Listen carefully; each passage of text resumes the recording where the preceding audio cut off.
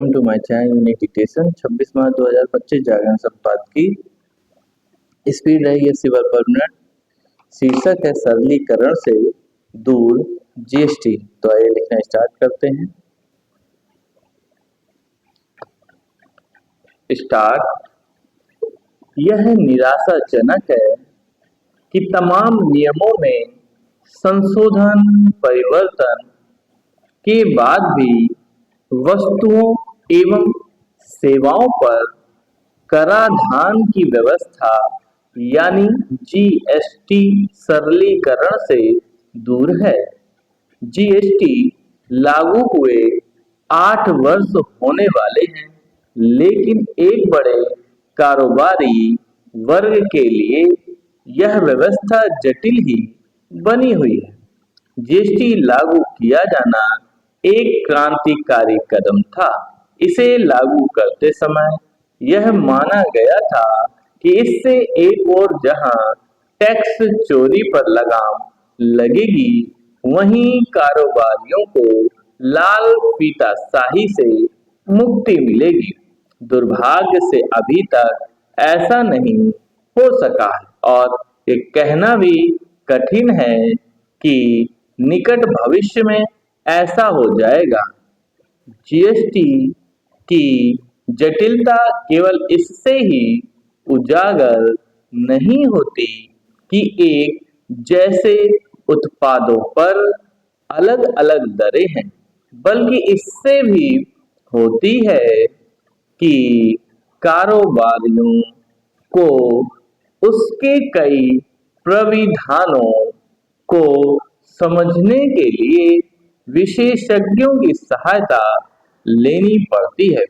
इससे उनके समय और धन की बर्बादी तो होती ही है, उनका सुख चैन भी छिनता है। इससे वे हतोत्साहित होते हैं और जीएसटी के पचड़े में पड़ने से बचते हैं। यदि जीएसटी चोरी के मामले थमने का नाम नहीं ले रहे हैं, तो इसका एक कारण इस व्यवस्था के जटिल नियम भी है। जीएसटी के जटिल बने रहने का एक बड़ा कारण नौकरशाही का रवैया है, जो उलझाने वाले तौर तरीके अपनाने में माहिर है। वह विसंगतियां दूर करने के नाम पर ऐसे तरीके अपनाता है जिसे सरल चीजें भी कठिन हो जाती है। लगता है कि बीते वर्षों में जीएसटी में जो सैकड़ों सुधार किए गए, उन्हें अपनाते समय कारोबारियों से विचार विमर्श करना आवश्यक नहीं समझा गया, या फिर उनके सुझावों को महत्व ही नहीं दिया गया। ये समझा जाए तो बेहतर कि कराधान की कोई भी व्यवस्था जब जटिल हो जाती है, तो लोग उसके दायरे में आने से बचना पसंद करते हैं।